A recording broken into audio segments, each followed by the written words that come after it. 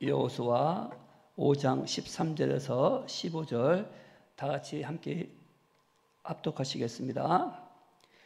여호수아가 여리고에 가까이 이르렀을 때 눈을 들어 본즉 한 사람이 칼을 빼어 손에 들고 마주 서 있는지라.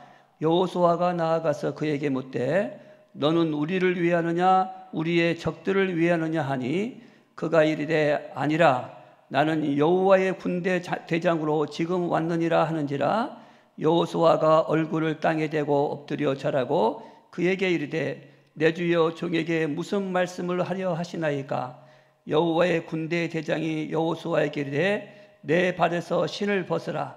내가 선 곳은 거룩하니라 하니 여호수아가 그대로 행하니라. 아멘. 우리가 어떤 위기가 닥쳤을 때에 그 위기를 극복하는 사람이 있는가 하면 그 위기를 극복하지 못하고 그 위기에 의해서 넘어지는 자를 많이 보게 됩니다. 그때 위기가 닥쳤을 때에 위기 자체도 문제죠. 위기가 큰 문제입니다. 왜 그 위기가 문제입니까? 내가 가지고 있는 능력, 내가 가지고 있는 역량으로 그 문제를 해결할 수가 없으니까 우리가 위기하지 않습니까? 그런데 더 큰 위기는 뭐냐? 그 위기를 해결하시고 그 위기를, 문제점을 이기시고 해결할 수 있는 그 하나님을 바라볼 수 없다고 하는데 더 큰 문제가 있더라고요. 가만히 생각을 해보니까.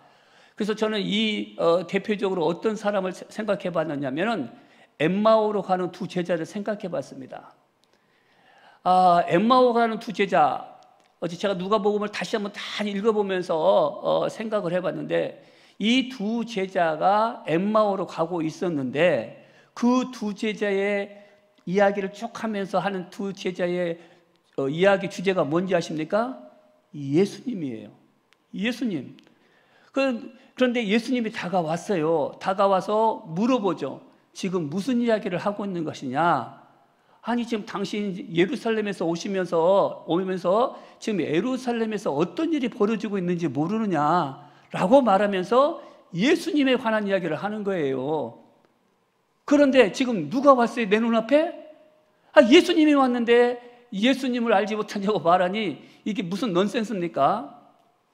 도대체 이 두 엠마오로 가는 두 제자에게는 어떤 일이 일어났길래 이렇게 자기들이 말하고 있는 그 이야기의 주제인 예수님을 눈앞에 보고도 예수님을 알아보지 못했을까? 제가 봤을 때는 바로 부정적인 태도라는 거예요. 그래서 저는 오늘 우리 성도님들과 함께 나누고 싶은 말씀 뭐냐? 첫 번째, 우리가 어떤 위기가 닥쳤을 때에 이 단어를 하나 기억했으면 좋겠어요. DNA, 제가 만든 말이에요. 제가 어떻게 하면 이것을 한마디로 표현할 수 있을까? DNA는 우리가 하도 생물 시간이 많이 들었으니까 DNA, 뭔지는 모르고 금방 외울 수 있을 것이다. 그런데 이 DNA라고 하는 것은 D가 deni예요. 부인하고 부정하라는 거예요. 이제 N자는 네거티브, 부정적이라는 뜻이에요. A, attitude는 태도란 뜻이에요. 즉 우리가 어떤 문제가 닥쳤을 때 해야 될 것이 뭐냐? DNA, 부정적인 태도를 부인하는 거예요. 굉장히 어려운 것 같고 굉장히 좀 어떻게 보면 장난인 것 같지만 아니더라고요.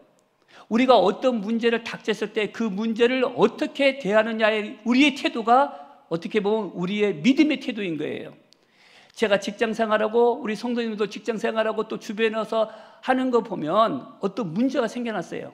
그게 사소한 문제가 됐던 굉장히 어려운 문제가 됐던 간에 결국 태도는 어떤 태도냐? 둘 중에 하나예요. 그걸 어떻게 합니까? 왜 우리가 이런 일을 해야 됩니까? 왜 하면서 막 따져요. 그러면서 해결책을 못 내놓는 거예요. 그런데 어떤 사람의 태도는 자기가 어떤 방법을 내놓지는 못해요. 이렇게 그 문제에 대해서 어떤 상황에 대해서 어떻게 대처할지를 모르고 당혹해하고 어려워하죠. 그런데 어떤 사람이 또는 어떤 상황이 이렇게 합시다라고 어떤 사소한 아이디어 같은 또는 좋은 아이디어 같은 어떤 아이디어가 나오면 좋습니다. 그거 합시다 라고 하는 태도를 보인다고 하는 거예요. 기적은 언제 일어나느냐? 안 됩니다. 내가 왜 해야 돼요? 왜 따지는 그 인생에서 기적이 일어나는 것이 아니라 그렇습니다. 하나님께서 우리와 함께 하시기 때문에 이런 상황 가운데서도 우리가 기적을 만들어낼 수가 있습니다. 기적은 내가 만들어내는 것이 아니라 나를 통하신 하나님의 역사에 의해서 기적이 일어납니다라고 하는 적극적이고 하나님을 순응하고 믿음의 태도에 있었을 때에 뭐가 일어납니까? 기적이 일어난다는 거예요. 우리가 그동안 찬양했을 때 어떤 찬양을 많이 했습니까? 영어로 Waymaker, 큰 길을 내시는 하나님. 우리 상황 보세요. 이 상황 가운데서 어떻게 길이 일어날 수가 있겠습니까? 그러나 우리가 과거를 되돌아볼 때에 이스라엘 백성이 아주 힘들어하고 북왕국도 망하고 남왕국도 망하고 더 이상 길이 없어요. 그러나 그들에게 예레미야를 통해서 이사야를 통해서 들었던 그 말씀, 큰 길을 내겠다고 하는 그 말씀을 믿고, 그래, 이 어려운 상황, 길이 없을 이 상황이지만 하나님께서 큰 길을 내신다라고 하는 그 믿음을 가졌을 때 뭐가 일어납니까? 기적이 일어난다는 거예요. 우리의 인생에 있어서 우리 학생들도 마찬가지고 우리 어린아이들도 마찬가지죠. 그 아이들 나름대로도 또 어르신은 어르신대로 나름대로 분명히 위기가 있는 거예요. 그러나 그 위기 가운데 누구를 기억하십니까? 여호와 하나님. 내게 다가올 때 야, 안 돼 라고 하지만 DNA 아니야, 이런 부정적인 태도는 물리치는 거예요. 물리치는 거예요. 오늘 찬송가 이 327장 말씀처럼 우리가 시험을 당해서 어쩔 줄 분명히 둘 중에 하나를 선택해야 돼요. 그런데 뭡니까? 우리가 여호와 하나님 앞에 붙잡혔을 때 마지막 절, 주님 내 편에 있어서 항상 도우시라는 거예요. 어떻게 도우신다고요? 항상. 얼마나 귀한 찬송입니까? 우리가 어떤 상황에 있더라도 그 부정적인 태도를 부인하고 하나님 앞에 나올 때 역사가 일어나는 거 아니겠습니까? 그래서 우리가 찬양할 때 웨이메이커, 큰 길을 내시는 하나님, 미러클 워커, 기적을 행하시는 하나님. 그 기적이 뭡니까? 내가 할 수 없는 상황에서 하나님께서 역사하셔서 합력하여 손을 지으시고 그 하나님의 역사가 일어날 때에 우리에게 기적이 일어나지 않습니까? 어떤 사람은 기적을 대단하게 마치 홍해만 갈라지는 것이 기적이라고 생각하는데요, 아니더라고요. 내 삶 속에서 사소한 것이 하나도 이루어질 수 없었는데 우리가 기도할 때에 하나님께서 역사하셔서 기적을 일으키시는 것 아니겠습니까? 저는 오늘 아침에 나온 것도 기적이에요. 우리에게 앞에 나와 있는 우리 황기석 전도사님 부부가 계시지만 우리 박은규 청년님 부부, 제가 예전에 새벽 설교 맡을 때 항상 그 설교를 많이 했어요. 내가 이 자리에 있는 것이 기적이고. 왜? 저 분명히 늦잠 잘 뻔했어요. 제가 새벽 기도 받으면 밤에 잠을 못 자요. 막 긴장해가지고 왜 늦으면 어떡할까? 늦으면 어떡할까? 막 하는 거예요. 오늘도 몇 번 깼어요. 그 좋은 기분이에요. 왜? 그래도 내가 여기에 대해서 저는 말씀을 이렇게 설교를 부탁받으면 힘이 납니다. 기분이 좋아요. 왠지 아세요? 말씀을 듣는 것도 좋지만 말씀을 준비해서 받는 은혜가 더 크기 때문에 그래요. 제가 하나님을 향해서 하나님은 나의 웨이메이커입니다. 하나님은 미러클 워커입니다. 하나님은 프로미스 키퍼, 내게 주신 약속을 지키시는 신실하신 하나님이십니다.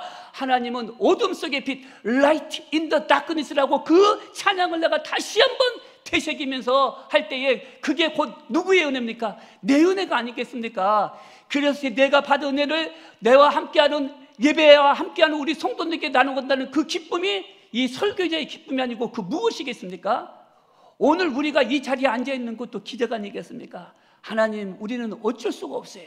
그러나 우리가 이 새벽에 손을 들어 하나님을 찬양하는 것은 주님께서 우리의 기도를 들어주시고 사소한 것부터 시작해서 내가 알지 못한 그 크고 비밀한 일을 내게 이루시겠다고 하는 그 하나님의 약속을 믿기 때문에 이 자리에 앉아 있지 않습니까?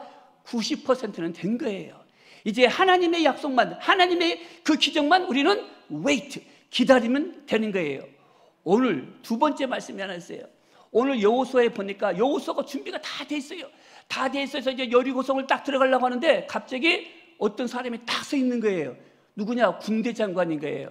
그래서 딱 보자마자 당신은 누굽니까? 라고 했더니 나는 하나님께서 부르신 여호와의 군대 장관이다 했어요.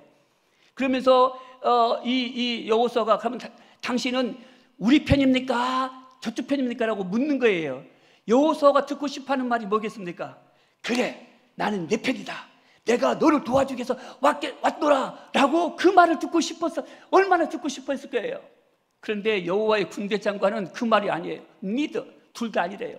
영어로 니더, 둘 다 이 니더라고 하는 건 이것도 아니고 저것도 둘 다 부정하는 거예요. 그런데 그 다음 말이 뭐냐? 이곳은 거룩한 곳이니 내 신발을 벗으라.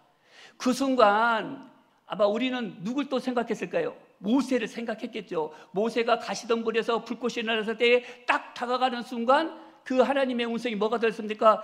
내가 선 곳은 거룩한 곳이니 내 신발을 벗으라 하던 그 똑같은 상황이 벌어지는 거예요.